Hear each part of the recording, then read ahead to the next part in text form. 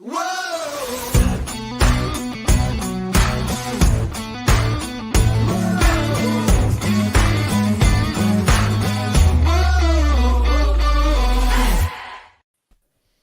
to the What's Up Verdict podcast, where we fashion ourselves television judge and jury. My name is JJ Crowder. I'm here with my co-hosts Mattson. Better read than dead. And Alec Burgess. Let's get it. We appreciate you tuning in. Go ahead and hit that follow, subscribe, like, bell notification, all those buttons we always tell you to hit. Go ahead and hit them now. Tell your friends about us, to all those fun people. Go join our Patreon because we're broke and we have other jobs and this stuff costs money and we love doing it. So do it anyway. And you get some fun perks for doing it. So have fun with that. But mostly because we're broke. Yeah, mostly because we're broke.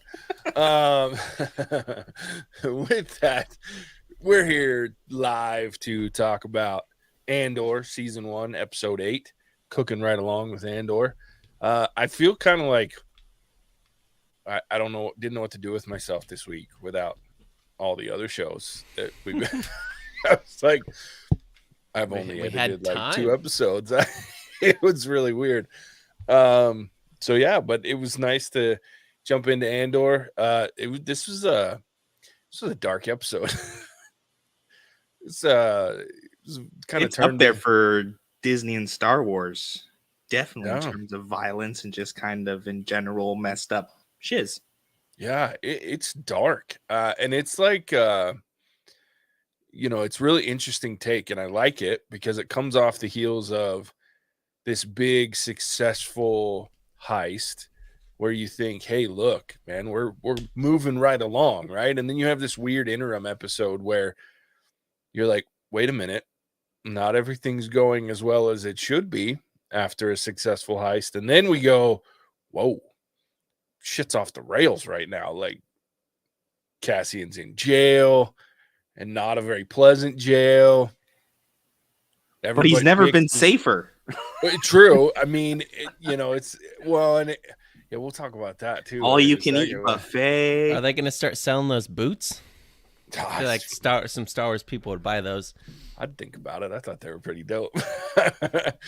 They reminded me of the 1980s moon boots, baby. You gain like 3 inches of height. Yeah, and you're safe from tungstoid or whatever the hell it was. Yeah, I just thought it was interesting how we went from the highs of highs to, where are we going with this? Like, how's he going to get out of this? Now Bix seems like she's in trouble. Mm-hmm. Yeah, because Mira's off. She's on her, like, she's off leash. Yeah, she's going, and she's not one to mess with. So based on what we've seen so far, I feel like this should have been 2 shows. First 6 episodes, Andor, telling a story of Cassian Andor. Based on the last 2, I feel like it should have been renamed The Birth of the Rebellion, starring Cassian Andor. Yeah, I can see that. Because we're getting all these other cool storylines, and a lot of great cameos showed up in this episode specifically. But I feel like you could have split it apart and done a Birth of the Rebellion. Then we would have to wait. They could have filmed it at the same time like they did with this one. And they could have just separate the episodes.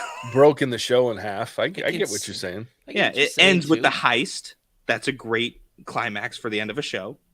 And then we kick back up with the Birth of the Rebellion. And with Luthen and everybody going after Andor, he just happens to be in an Empire's prison. Yeah.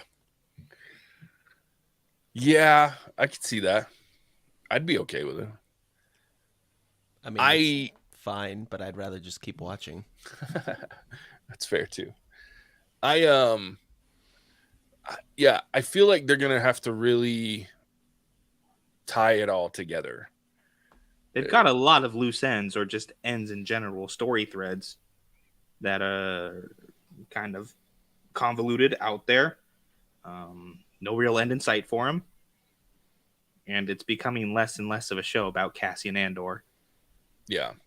And more about how do we get from here to episode 4. Sure. I feel like I have figured out in my head how most makes sense for them writing him getting out of jail. Ooh, story time with JJ. I love this part of it. this. I hope I'm wrong, but because to me, what makes sense, the only thing that makes sense, because that's not like an escapable prison. Like you're not getting out on your own. It's just not happening. Oh, get cooked like that guy. Yeah, like that's not. It's not happening. So I imagine what's going to happen is Bix or Mama is going to give away something that leads them to the prison where he's at. They pull him out for interrogation purposes to find Luthen, and Vel and the other chick that I can't remember her name because unfortunately she's Cinta. Yeah, she's just not memorable to me at all. Bust him out.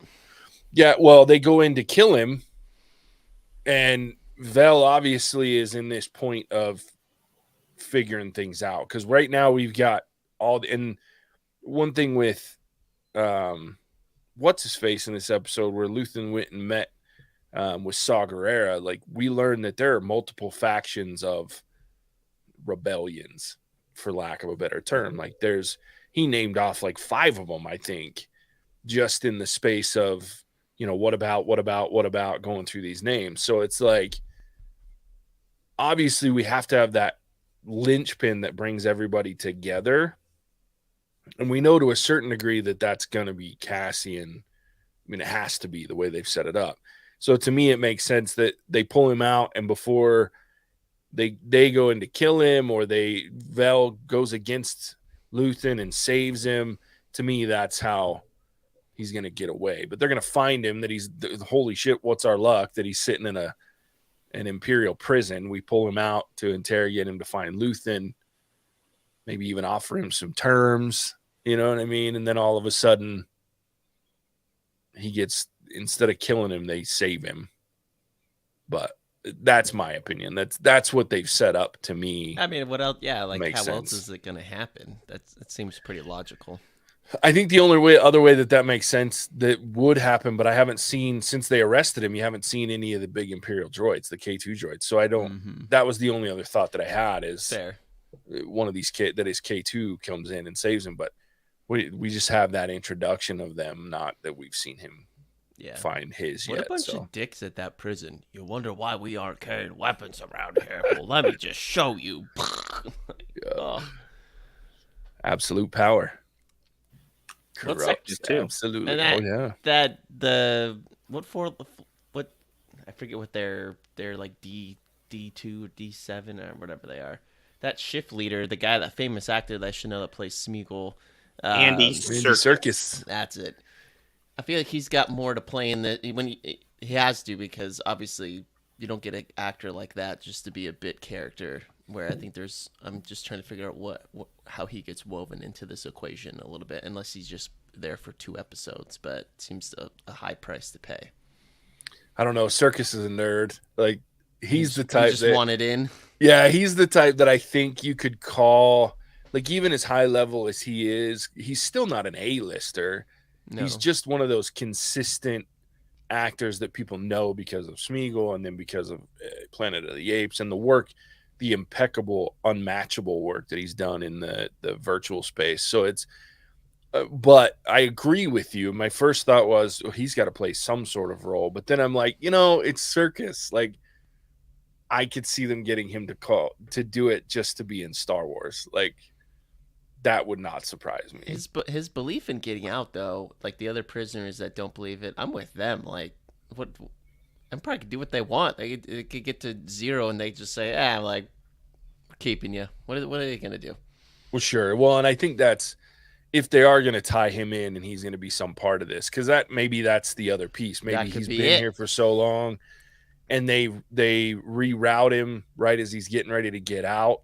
And he gets pissed. He gets pissed and helps Cassian at some point because he probably knows a lot more about the operation than most. So he comes with his own level of intel. I feel like he has more to play in this. Could be. Definitely could be. I mean, he's certainly a well-known face and actor, so it would be kind of a waste if he was just there to be an internal dick. He's played a good dick so far. A very good dick. I love Andy Serkis. I think even in live action, he's way underrated.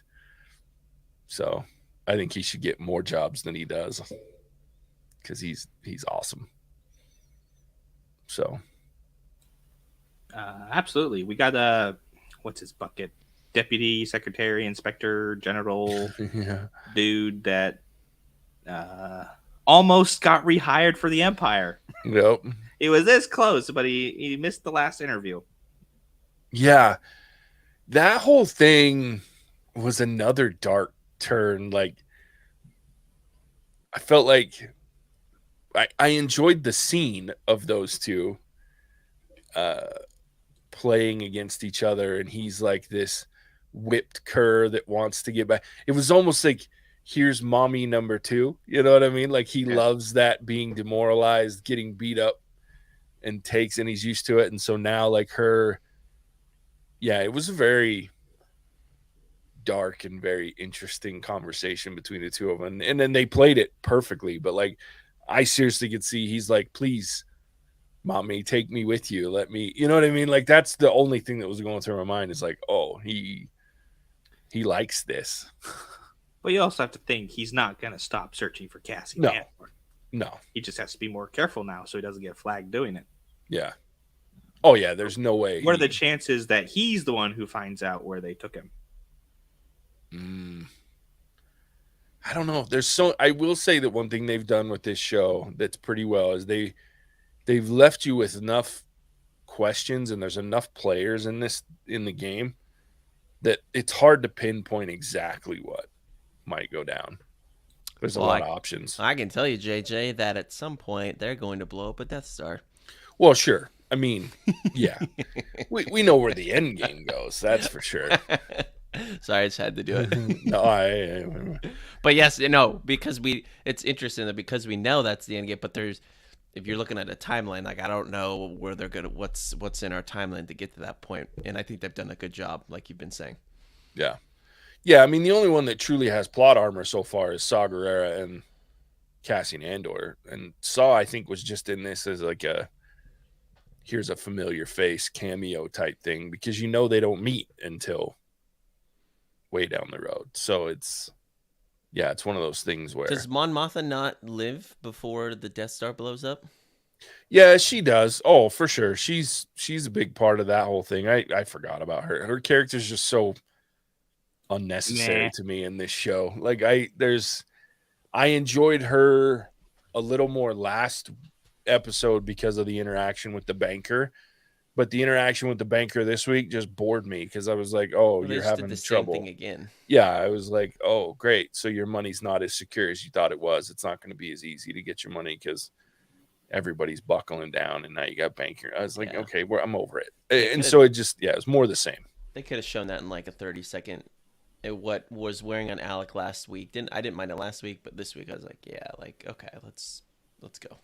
Yeah, and it kind of drug on, like, this episode for me, and part of it was because of the slow nature of it. I don't know. It's supposed to feel like you're in prison eating tasteless food from a tube, JJ. Yeah, it's interesting because I appreciated for a minute there. I was like, uh-oh, are we about to get that, like, day 6, day 12, day 15? Like, nope. And I was like, oh, no, we just skipped right to 30. Okay, that's good. I mean, I'm glad we didn't get the passing of time montage. Like, I hate that shit. Like in Obi-Wan with, let me just see him slice the thing again. Yeah. Like, how many times I got to watch him cut up a giant sand salmon? I'm out. But yeah, so I was glad that they just skipped right to 30, the 30th shift or whatever. Because I was like, oh, no, are we going to get the skipping time montage to show how repetitive his life is? But I will say one thing that I also really enjoyed was by the end of it, when we get to that 30th day, you see that he's in a routine and he's comfortable. And that's the crazy thing about Andor, is he just wants, in my opinion, he just wants to be left alone. And he keeps getting pulled into these things because of his lifestyle and who he was, where he was, who he was with. And so for me, watching him in prison, I was like, oh, he's perfectly okay doing his thing in prison, which I thought was an interesting take. Like, it's not like he's He didn't have that fear in his eyes anymore like he did when he first got there. He's able to eat. He's able to sleep. He's got something to work on. He's got a group of people to work on it with. I was like, he could probably stay in there for the next 6 years and be just fine, which I thought was an interesting take. Yeah, Didn't expect it. We haven't seen his spark. Yeah. Yeah, he's still in it for He Cassie. still has that book, right? That kid gave him? I guess he doesn't have it anymore. It's somewhere. Yeah, somewhere is the... Yeah, that's true. I doubt he's got it with him. I don't think the Empire would be really appreciative of finding that manifesto on his person when they're arresting him. No. Links him directly to Aldani. Yeah, exactly. Yeah, I don't know. It was a filler episode. That's really all this was. And it had some good points, and it was really dark, and I liked the tone of it. But it wasn't anything spectacular. I mean, once again, Stellan Skarsgård on the screen just chews up screen time. Like he's just interesting to watch. And that whole interaction with Saw Gerrera was intriguing, but it wasn't anything new. We know Saw Gerrera is a dick. He's been a dick the entire time he's been in the Star Wars universe. We know what we're getting. Yeah, we know what we're getting. So, I mean, even from his first introduction in the Clone Wars, he was a dick, so I don't know. But it was fun to watch those two actors go at it.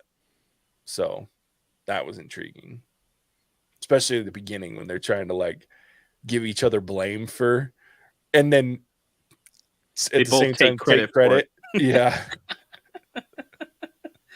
It's really funny. Yeah, I really like Luth and Stellan Skarsgård. How cutthroat he can be at times, where they just kind of leave Bix hanging. Yeah. Shut down frequency, cut off all ties, and how much he really regrets bringing on Cassian. Yeah, and that level of fear that he has. Yeah. I want to know who his assistant is. She is way more than just an assistant. And I'm wondering if there's ties to a certain crime syndicate led by the lovely Darth Maul. That she seems to me like a plant. That's what it feels like. And it would behoove him and the syndicate to have uprisings, right?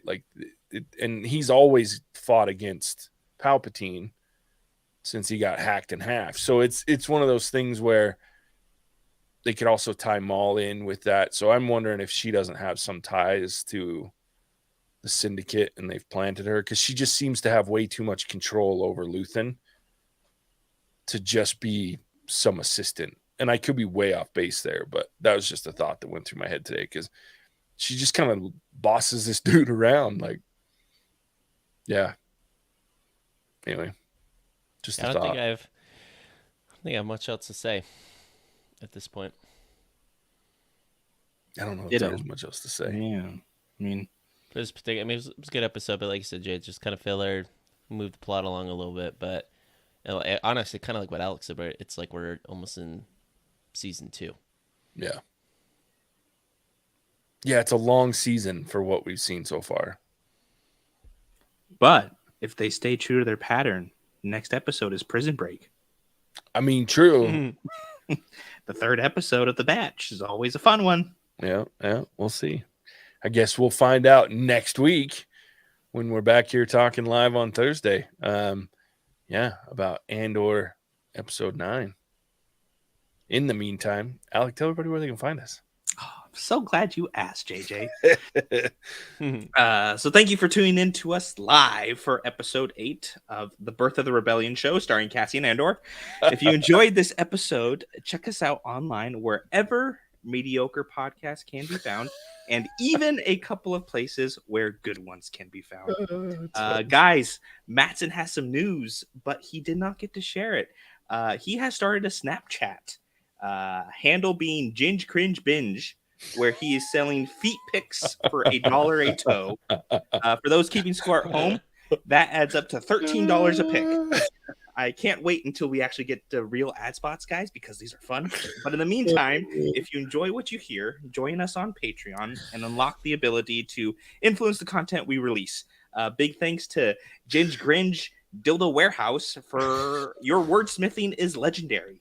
We will see you guys live next week, the same time at 5 p.m. Specific. I was so for fucked up by the episode rest 9.